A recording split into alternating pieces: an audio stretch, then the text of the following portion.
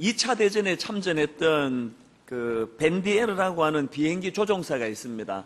이분이 자기의 그 경험을 내용으로 해서 이제 책을 만들었다고 하는데, 제가 그 부분의 한 에피소드를 전해 들었습니다. 어느 날 이 벤디에르라는 분이 이제 B-17기를 몰고는 독일의 어떤 도시라고 합니다. 이 카셀이라고 하는 그 도시를 이제 폭격하는 그런 임무를 띠고 그렇게 이제 폭격 중에 있는데 큰 위기를 만났습니다. 독일 나치군이 쏜 대공포에 자기 비행기에 그 연료 탱크가 맞았습니다. 그러면 이제 뭐 폭파해가지고 당연히 이제 그렇게 뭐 끝장나는 상황인데, 이상하게도 연료 탱크에 맞았는데도 폭파하지가 않는 겁니다. 그래서 구사일생으로 목숨을 건지고 이제 착륙을 해서 보니까 깜짝 놀랍게도요, 연료 탱크에 11발이나 되는 탄환이 박혀 있더라는 겁니다. 근데 이게 왜 폭파하지 않았을까? 그래서 그 11발이나 되는 그 탄환을 수거해가지고 변기창에 가서 조사를 해봤더니 참 희한한 일이 벌어졌어요. 그 탄환 속에 화약이 들어있지를 않는 겁니다. 그러니까 화약이 들어있지 않으니까 당연히 폭파가 안 되는 겁니다.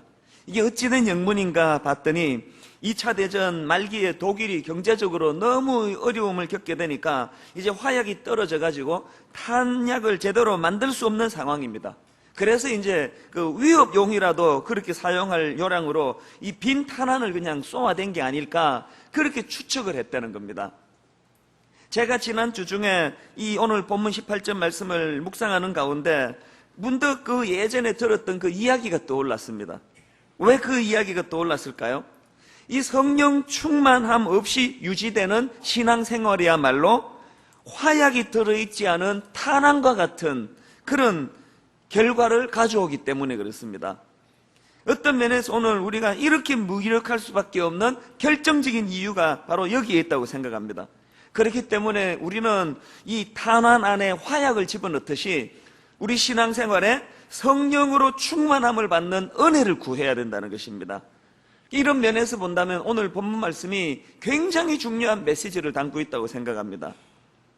그런데 참 특이한 것은요, 이렇게 성령으로 충만함을 받으라는 이 권면 말씀 바로 앞에 무슨 말씀이 있습니까? 술 취하지 말라. 이게 너무 좀 그 연결이 잘 안 되는 내용 아닙니까?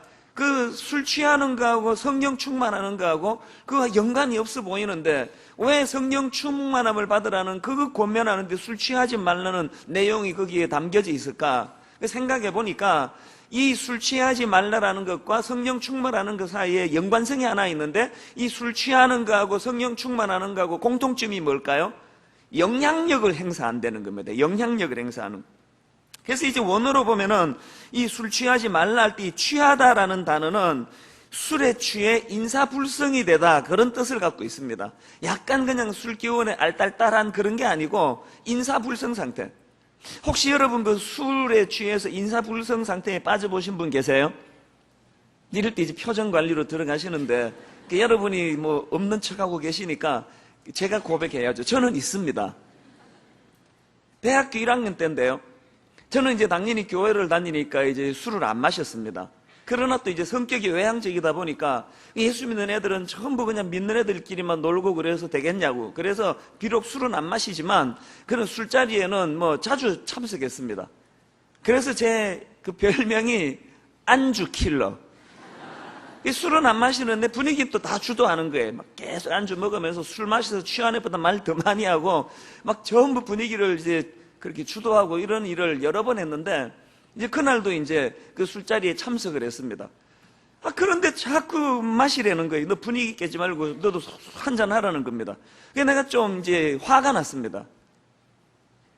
내가 니들 술 마시는 거 지금 방해하냐?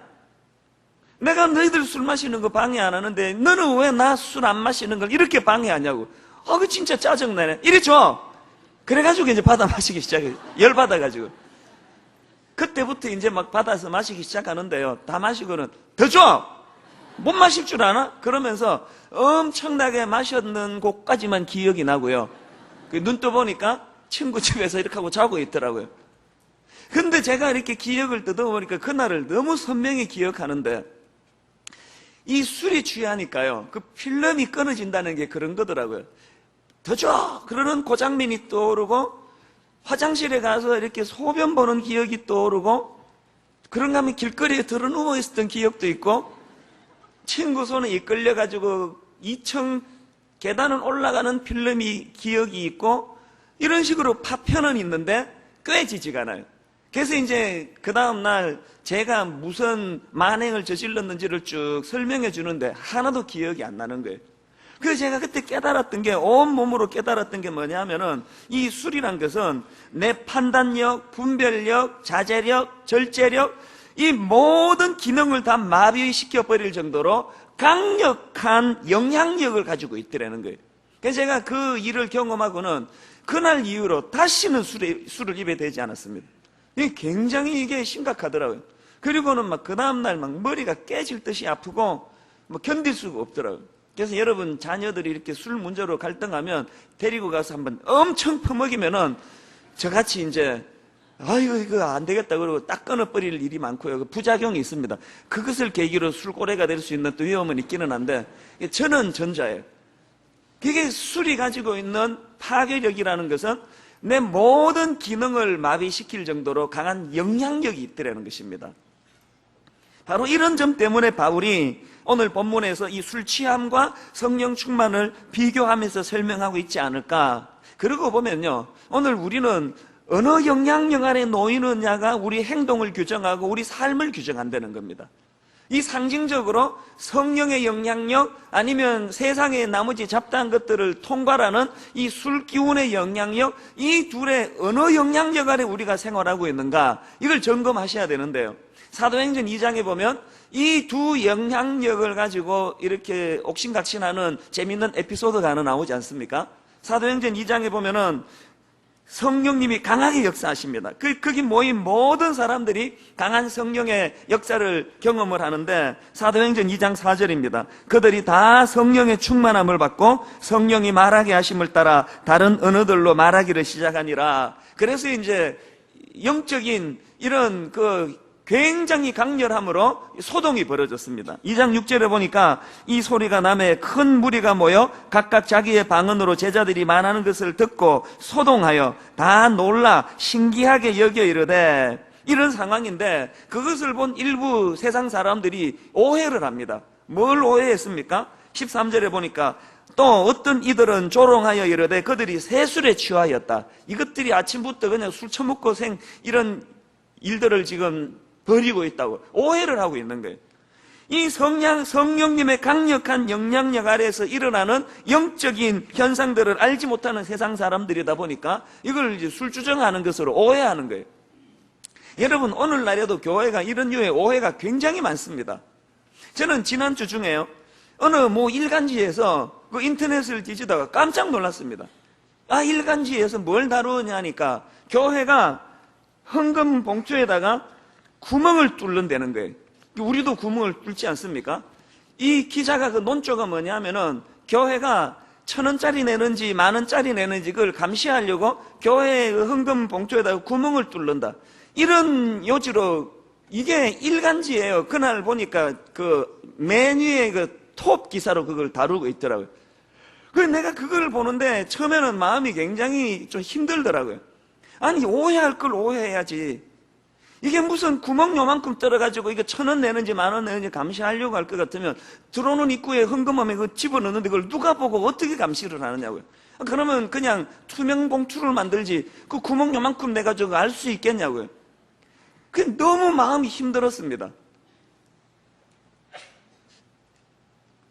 이게 영적으로 해석을 해서 이게 교회를 핍박한다 이렇게도 해석할 수 있지만, 제가 많이 그 부분을 생각하니까요, 오늘 우리의 지혜 없음과 오늘 교회가 그 돈을 사용하고 헌금을 이용하는 이런 부분에 세상에서 불신을 당하니까 이런 것까지 오해를 당하는구나, 그러고 나니까 너무 마음이 아프더라고요.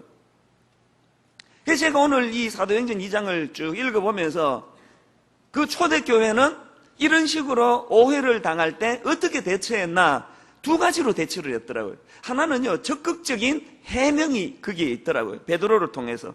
사도행전 2장 14절부터 보니까요, 베드로가 11사도와 함께 서서 소리를 높여 이르되 유대인들과 예루살렘에 사는 모든 사람들아, 이 일을 너희로 알게 할 것이니 내 말에 귀를 기울이라. 때가 제3시니 너희 생각과 같이 이 사람들이 취한 것이 아니라 이는 곧 선지자 요엘을 통하여 말씀하신 것이니 일러서되, 그러면서 장황하게 그들의 오해를 풀어주려고 설명을 하고 있습니다.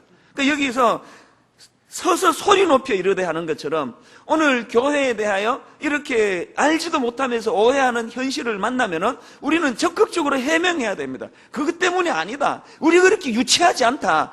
우리 그렇게 하지 않는다. 이것들을 적극적으로 해명해야 되는데, 그 다음이 더 중요합니다. 두 번째로 그들이 어떻게 대처하는가 보니까 그렇게 말로만 해명하는 것으로 끝나는 게 아니고요, 그것이 술 취한 게 아니라 성령 충만에 의한 것임을 그들의 변화된 삶을 통해서 증거하고 있다는 겁니다. 그게 사도행전 2장 끝부분에 너무나 아름다운 초대교회 공동체의 모습이 묘사되는 게 바로 그것입니다. 44절부터 보니까요, 믿는 사람이 다 함께 있어 모든 물건을 서로 통용하고 또 재산과 소유를 팔아 각 사람의 필요를 따라 나눠주며 날마다 마음을 같이하여 성전에 모이기를 힘쓰고 집에서 떡을 떼며 기쁨과 순전한 마음으로 음식을 먹고. 그러니까 그냥 핏대를 높이면서 그런 오해하지 마라, 사과해라, 무슨 항의하고 이런 것보다 더 중요한 것은 그들의 오해를 풀 수 있는 또 다른 강력한 비결이 뭘까요? 우리들이 변화되는 거예요. 교회 공동체가 너무나 세상에서는 경험해보지 못하는 아름다운 사랑의 공동체로, 능력의 공동체로, 용서의 공동체로 변화가 돼야 되는 거예요. 우리가 그런 오해를 받는 상당히 많은 부분은 우리들의 변화되지 않은 모습, 이기적인 모습, 탐욕적인 모습, 여기에서부터 기인하지 않느냐는 것입니다. 그래서 이제 저희는 또 2주 뒤에 새생명 축제 태신자를 저희가 작정하는데, 이번에는 좀 미리 좀 기도도 하시고요, 여러 갈래로 우리가 이분들을 준비하면 좋겠는데, 저는 염려가 있습니다. 10월 달에 또 새생명 축제를 하면 성도님들은 매년 하다 보니까 이게 매너리즘에 빠지기 쉽고, 또 그렇게 해서 교회로 모시고 온들, 그런 사사건건 오해할 수밖에 없는 교회 현실이라면 과연 그들이 마음을 열고 복음을 받을까? 그래서 여러분, 우리가 새생명 축제 하기 전에 먼저 선행대에서 해야 되는 게 있는데, 공동체의 영적 각성입니다. 우리 안에 영적인 변화가 일어나야 됩니다.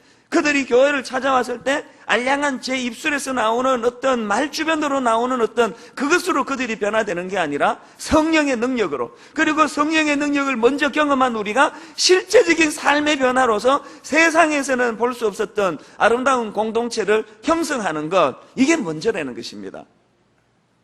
그런가 하면 오늘 본문에서 얻어야 되는 교훈 하나가 더 있는데요, 여러분 지난주 말씀 기억하십니까? 자격도 없는 우리에게 너는 빛의 자녀다 선행해 주시는 그 은혜에 감격해가지고 우리가 뭘 해야 된다고요? 15절에서 그런즉 너희가 어떻게 행할지를 자세히 주의하여 be very careful.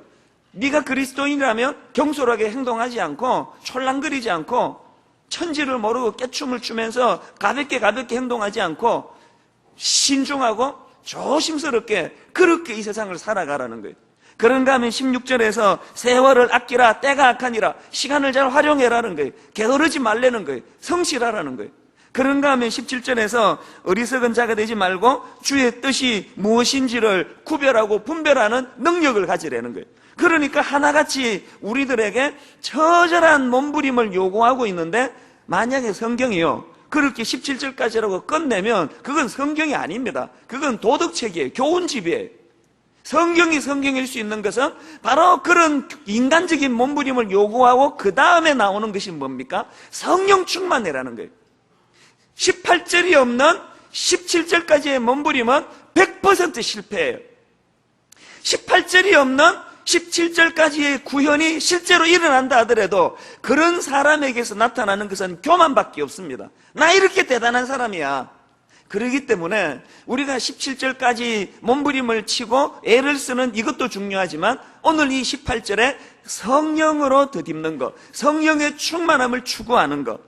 제가 어제 오후에 이 말씀을 쭉 정리하다가 갑자기 그 어릴 때 불렀던 찬송가가 생각이 나더라고요. 울어도 못하네. 눈물 많이 흘려도 겁을 없게 못하고 죄를 씻지 못하니 울어도 못하네. 이 노래는 내 어린 기억에 완전히 못하니 시리즈에 1절부터 3절까지 뭐 이것도 못하네, 저것도 못하네, 울어도 못하네, 힘써도 못하네, 참아도 못하네, 이것도 못하네, 저것도 못하네. 그렇게 하고는 맨 마지막에 딱 한마디 나오더라고요. 믿으면 되겠네.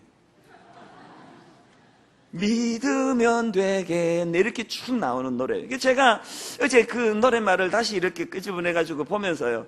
아, 사절이 구현되기 위해서는 이 지루한 1절부터 3절까지의 그 반복 학습, 이 경험이 필요하겠구나. 내 힘으로 어떻게 해보겠다고 울어도 보고 힘써 보기도 하고 인내를 가지고 참아도 보고 이것도 못하고 저것도 못하고 이것도 안 되고 저것도 안 되는 그 모든 일들을 경험하고 나서 누릴 수 있는 게 뭐예요? 이것은 힘으로도 되지 아니하고 능으로도 되지 아니하고 오직 여호와의 신으로 되는 일이구나.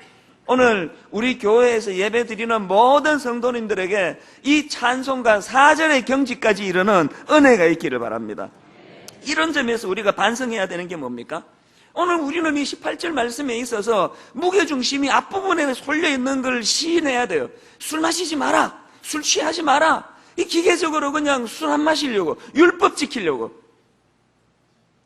그래가지고요, 세상의 이 신앙인으로 살아가는 게 피곤한 거예요. 이 본문에서 중요한 것은 성령의 능력을 경험하라는 건데, 성령으로 세상을 극복하라는 건데, 그거는 잘 안 이루어지고 그냥 술만 마시면 안 된다. 상징적이죠. 그러니까 젊을 때 신앙생활하는 건 굉장히 힘든 거예요. 더군다나 여러분 모태신앙의 그 어린아이들, 자녀들은 진짜 고역입니다. 그러다가 아버지가 목사나 돼보세요. 세상에 피곤한 게 이게 정말 감당을 못해요. 그러니까 뭐 눈만 뜨면은 뭐 이것도 하지 마라, 저것도 하지 마라, 뭐 술 마시면 안 된다, 담배 피면 안 된다, 여자친구 사귀면 안 된다, 혹여라도 실수로 여자친구 사귀어도 손 잡는 그 이상 진도 나가면 안 된다. 너 그 이상 나가면 어떻게 내가 가만히 안 두겠다. 막 계속 그런 얘기 아닙니까? 그래서 오늘 보니까 여기도 어린애부터 고등학생쯤 보이고 뭐 이런 젊은 그 우리 자녀들이 있는데요. 이렇게 그냥 부모 때문에 끌려온 우리 자녀들을 주님 이름으로 축복합니다. 애도를 표합니다. 얼마나 시달리겠냐고요. 유아 세례도 그거 아닙니까? 그냥 뭐 자기가 뭐 무슨 의지가 있습니까? 어느 날 부모들이 지 마음대로 신청해가지고 그냥 따라가지고 깊이 지금 졸고 있는데 찬물 확 해가지고 막 경기 들리게 만들고, 이게 뭐냐는 거예요. 이 주일 성수만 해도 그래요. 지금 저도 그게 딜레마예요. 이제 그 고등학생 아이가 있는데요. 제가 얘 보고 뭘 강조합니까? 너 주일날 공부하면 안 된다. 학원 가면 안 된다. 주일은 지켜야 된다. 그러니까 얘가 처음에는 영문도 모르고 막 반발을 했습니다. 아니, 아빠는 내가 목사 딸이라는 것 때문에 얼마나 불편한지 아느냐고. 아니, 다른 집사님 애들은 다 학원 다 나가고, 다른 집사님 애들은 주일날 뭐 서연역에 가지고 다 놀고 하는데 내가 목사 딸이라는 것 때문에 너무 힘들다고 막 따지더라고요. 얘가 이제 처음에는 영문을 모르고 따졌는데요. 약간 이 현실을 지가 경험해 보니까 이게 보니까 대박이거든요. 세상에 주일만큼 이게 좋은 게 없어요. 이제 공부 안 해도 되는 공식적인 허가받은 날이니까.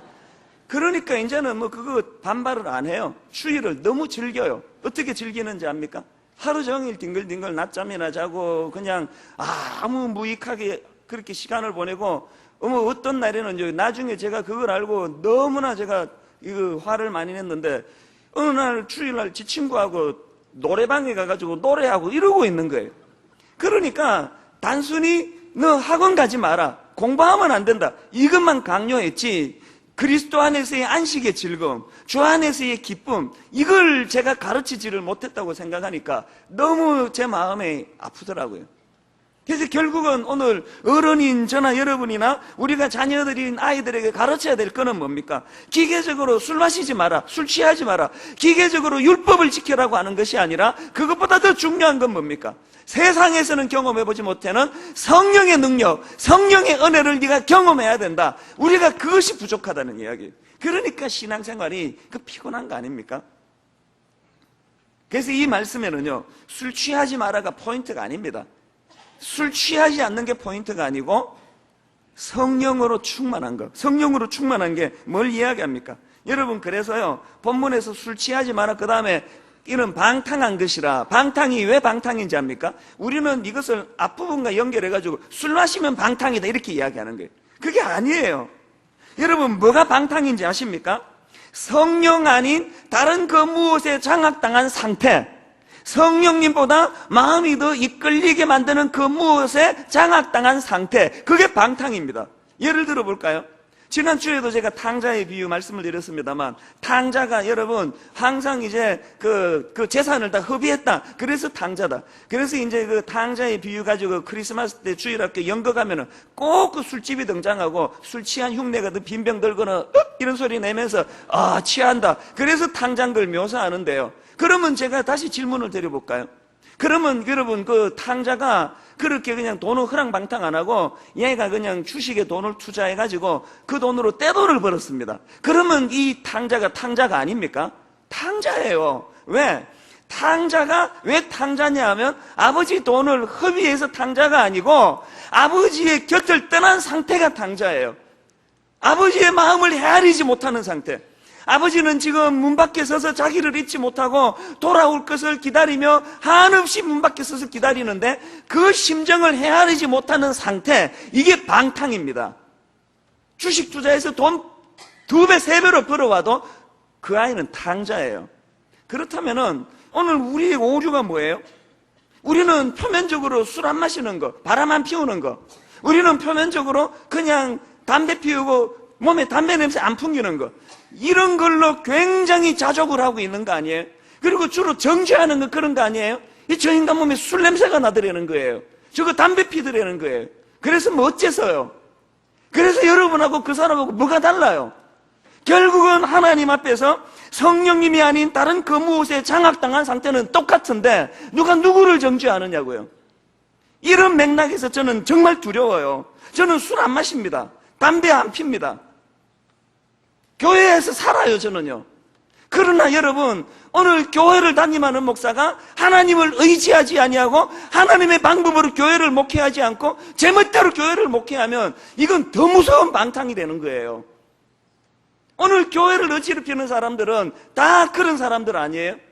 그냥 술 한잔 마시고 안 마신 척 하려고 막 애쓰고 은담 마시고 이렇게 하는 분들은 그 순수한 분들이 어떤 면에서는, 얼굴이 확 펴지시는 분은 또 제 얘기를 잘 들으세요. 집에 가가지고 봐라, 목사님이 술을 괜찮다 그랬잖아 라고 해석하시면 안 되고, 술을 마시고 술을 안 마시고 담배를 피고 담배를 안 피우고 이런 문제가 아니고 내가 그리스도인으로서 지금 누구에게 장악당하고 있느냐. 그래서 성령 충만이라는 것은요, 성령에 의해서 통제받는 삶, 성령 충만이라는 것은 성령에 의해서 컨트롤되는 삶, 이게 성령 충만입니다. 표면적으로 술 한잔하고 안 하고의 문제에 집착하는 것 자체가 그게 벌써 이게 본질을 벗어나는 거예요. 그러니까 저나 여러분 모두가 다 하나님 뜻을 구하지 않고 목회하고 자기의 이기적인 탐욕적인 욕구를 채우려고 사람 끌어모으려고 하는 그 목회를 하나님 뜻인 양 갖다 붙이는 것은 방탕 중에 방탕입니다. 하나님의 심판이 있을 것입니다. 그래서 제가 두려운 거예요. 저는 오늘 이 본문 말씀을 가지고 그 성령 충만과 관련해서 한 2가지로 정리를 해보았는데요. 첫째로요, 여러분, 이 신앙인의 삶이라는 것은 이 술 취함과 성령 충만 사이를 왔다 갔다 하는 갈등의 상태입니다. 갈라디아 5장 16절에 보니까 내가 이르노니 너희는 성령을 따라 행하라. 그리하면 육체의 욕심을 이루지 아니하리라. 그 다음 보세요. 육체의 소욕은 성령을 거스르고 성령은 육체를 거스르나니 이 둘이 서로 대적함으로 너희가 원하는 것을 하지 못하게 하려 함이라. 내 안에서 지금 이 둘이가 싸움질하고 있는데 내가 여기에 왔다가 저기 갔다가 하는 게 이 땅에서의 우리의 갈등이에요. 지난 주일 저는 좀 스케줄에 좀 무리가 있었습니다. 이제 오후 예배를 마치고요, 끝나자마자 광명역으로 가가지고 이제 KTX를 타고 부산에 갔습니다. 부산에 가니까 이제 한 8시 가까이 됐더라고요. 그렇게 하고는 바로 이제 그 무슨 모임이 있었냐 하니까 부산에 있는 청년연합회 집회가 있었습니다. 참 얘들 대단하더라고요. 내일부터 기말고사를 했는데 내일부터 기말고사라는데 청년들이 6천 명이 모였어요. 6천 명이. 그리고 더 놀라운 것은 밤샘 집회예요. 밤샘. 아주 너무 놀랐습니다. 가보니까 막 애들이, 젊은 애들이 팍팍하게 모여 있는데요. 그 애들 앞에 나가서 제가 설교를 하는데 너무 안 된 거예요. 이 시대 젊은이들이 너무 불쌍한 거예요. 얼마나 많은 유혹 속에 노출되어 있고 잘 살고 싶은데 잘 안 돼가지고 죄책감은 많고, 그래서 제가 그날 저를 많이 오픈했습니다. 여러분, 가책과 죄책감 속에 너무 시달리지 말라고. 나도 그랬던 사람이라고. 저의 20대를 오픈했습니다. 저의 30대를 오픈했습니다. 저 역시도 성적인 충동으로 시달렸던 적이 많았고, 저 역시도 음란 사이트를 끊지 못해가지고 중독된 적은 없습니다만, 제가 다시는 여기에 들어가지 않겠다고 눈물로 하나님께 약속해 놓고는 몇 달 뒤에 또 오기고 몇 달 뒤에 또 오겼던 부끄러운 기억이 제게 있거든요. 그걸 다 오픈했어요. 부끄럽지만 다 오픈을 했습니다. 보니까요, 이게 여자분들이 체질적으로 주기적으로 생리를 해야 되는 것처럼 인간의 죄성도 마찬가지 같아요. 주기적으로 죄가 찾아와요. 주기적으로. 그래서 그렇게 결단하고 결심하고 다시는 내가 죄 짓지 않겠노라고 그렇게 결단을 해놓고, 또 이제 처음에는 막 뜨거웠는데 한 몇 달 지나면은 그게 또 반복이 되는 거예요. 그러고 나면 제 마음이 참담해지는 거예요. 제가 그날 젊은이들에게 그것을 오픈하면서, 내가 이 자리에 니들보다 순결하고 깨끗해서 내가 쓰는 게 아니라고. 나 역시도 그런 아픈 과정을 다 겪으면서 왔는데, 그런데 그럴 때마다 우리는 이 두 사이에 배회할 수밖에 없는 인생이지만, 그래서 우리가 더 성령님 의지해야 된다. 너희들 이거 잘 들어야 된다. 마귀가 궁극적으로 노리는 건 너희들이 성적으로 죄 한 번 짓게 만드는 게 아니다. 그 일로 하나님과 관계를 끊어버리려는 거, 하나님과 멀어지게 만들려는 게 목표니까 나는 그걸 잘했다. 나는 초라한 자리에 웅크리고 있을 때 얼굴 철판 깔고 하나님 앞에 갔다. 주님, 베드로가 주님을 부인한 것은 주님을 사랑하지 않아서가 아니고 그게 약해서 그런 거 아닙니까? 저도 마찬가지입니다. 이 순간까지 주님 사랑합니다. 저의 약함을 용납하여 주옵소서. 그렇게 하면서 내가 나갔다. 그런데 이 사이클이 말이에요, 처음에는 너무나 짧았어요. 너무나 짧아가지고 오늘 다 회개하고 그렇게 하고 다시는 내가 이런 자리에 안 빠지겠다 했는데, 이게 한두 달, 몇 달 가면은 또 그걸 반복하는데, 제가 여러분 주님 앞에 끊임없이 지속적으로 그 문제를 가지고 나가는데 주기가 점점 이제 멀어지는 거예요. 그래서 6개월에 한 번, 그 다음에 1년에 한 번, 50대가 된 지금 거의 그런 성적인 충동으로부터 자유할 수 있는, 100% 완전하진 않지만 자유할 수 있는 은혜를 제가 누리는 거, 이런 것들을 나누었습니다. 질투, 시기심도 마찬가지예요. 내 내면에 끊임없는 싸워야 되는 이런 것들이 있을 때 우리는 포기하지 아니하고 넘어지면 또 일어서면 되는 거예요. 그러고는요, 우리 젊은이들에게 하나님 앞에 회개하며 나가자 그러는데요, 세상에 6천 명의 젊은이들이요, 그냥 소리내며 통성기도 하는 정도가 아니고 통곡을 하는 소리가 상상이 되십니까? 그 젊은 애들이 땅을 치면서 오열을 터뜨리며 기도하는데 마음이 너무 아팠습니다. 우리 어른들은요, 젊은이들에게 정직해져야 됩니다. 우리는 그 부분으로 완전히 자유한 것처럼 이 저질 같은 놈이라고 손가락질 해갖고는 그 아이들이 일어설 곳이 없습니다. 우리 모두가 다 그로부터 자유하지 못하는 한 인생에 불과함을, 그럼에도 불구하고 은혜로 여기까지 왔다는 사실을 우리 자녀들에게 가르쳐야 한다는 사실이에요. 그런가 하면 두 번째로 기억해야 되는 건요, 우리 신앙인의 삶이라는 것은 이런 성령 충만의 강력함을 보여줘야 될 책임감을 가져야 된다는 겁니다. 제가 그 많은 젊은 아이들 앞에서 저의 부끄러운 시절을 고백할 수밖에 없는 용기가 어디서 나오는지 아십니까? 만약에 제가 지금도요 20대 때의 그런 미숙함 사이클을 조금 더 벗어나지 못한다면 절대로 그거 오픈하지 못할 거예요. 부끄러워서 오픈하지 못해요. 점점 이 사이클이 길어지면서 내 안에 있는 육체의 소욕을 능가하는 성령의 능력을 내가 경험하기 때문에 부끄러움을 오픈할 수 있는 거예요. 날마다 우리는 거기에 안 그런 척하고 있어도 나쁜 거지만, 그렇다고 해서 이걸 빌미로 해가지고 이게 당연한 거구나, 목사도 뭐 저렇다는데 이렇게 받으시면 안 되는 거예요. 술 끊으셔야 됩니다. 여러분 담배 끊으실 수 있습니다. 여러분 음란 사이트, 성적인 이런 거 쾌락으로부터 자유할 수 있습니다. 여러분 질투의 화신으로 끊임없이 내 안에 일어나는 저급한 욕구 이겨낼 수 있습니다. 우리가 우리 젊은이들에게, 우리가 믿지 않는 자들에게 반드시 보여줘야 되는 게 이거예요. 그러므로 결국은 어떻게 해요? 그리스도 안에서 우리가 넉넉히 이기느니라. 저는 아이들에게 이렇게 고백합니다. 로마서 8장 26절에 이와 같이 성령도 우리의 연약함을 도우시나니 어떨 때 도우십니까? 내가 성령의 영향력 아래 놓여 있고 그분을 의지하는 한 그분은 우리의 연약함을 도우십니다. 마땅히 기도할 바를 알지 못하나 오직 성령이 말할 수 없는 탄식으로 우리를 위하여 친히 간구하시느니라. 이 은혜를 경험하게 되시기를 바랍니다. 이거 경험하지 않는 신앙생활은 화약이 없는 탄환과 똑같은 거예요. 끊임없는 그런 어두운 세력이 나를 유혹하려고 할 때 나를 도우시는 그 하나님의 능력.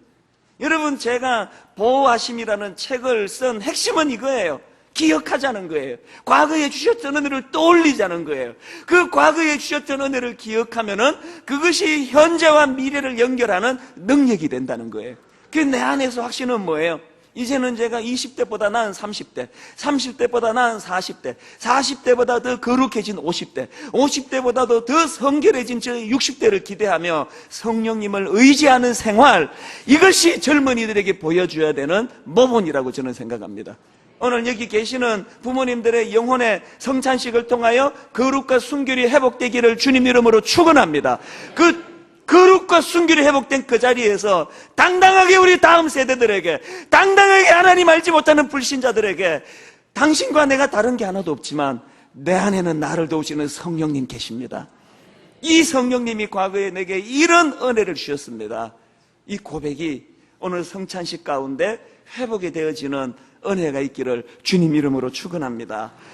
저는 지난주 말씀을 준비하면서 이 찬양이요, 십자가의 능력이요, 모든 능력과 모든 권세, 모든 것 위에 뛰어나신 주님, 성령님은 우리를 이 십자가 앞으로 안내해 주시는 가이드가 되십니다. 우리 같이 찬양하실 때 성찬식을 준비하는 우리 내면에 십자가 앞으로 인도해 주시는 성령님을 경험하기 원합니다. 모든 능력과 모든 권세, 모든 능력과 모든 권세, 모든 것 위에 뛰어나신 주님, 모든 것 위에 뛰어나신 주님, 세상이 측량할 수 없는 지혜, 세상이 측량할 수 없는 지혜, 모든 만물 창조하셨네. 모든 만 하나님의 영향력 아래 너 인생이 되기 원합니다. 모든 나라와 모든 나라와 모든 보좌, 모든 보좌, 눈에 보이는 이 세상 어떤 모든 경이로움보다 이 세상 모든 확진 몸을 이렇게 선포하실 수 있습니까? 더욱 귀하신 나의 주님, 더욱 귀하신 나의 주님, 십자가 앞으로 우리를 인도하여 주옵소서. 십자가 고통당하사 버림받고 외면당하셨네. 짓밟힌 장미꽃처럼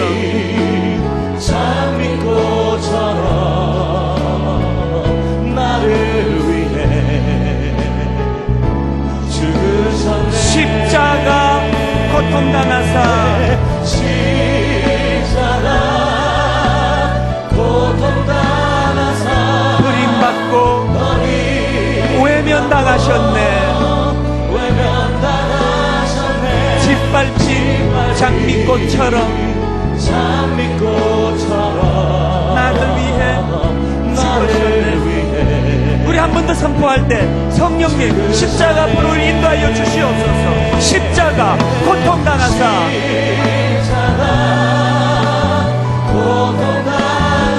버림받고 외면당하셨네. 짓밟힌 장미꽃처럼 나를 위해 죽으셨네.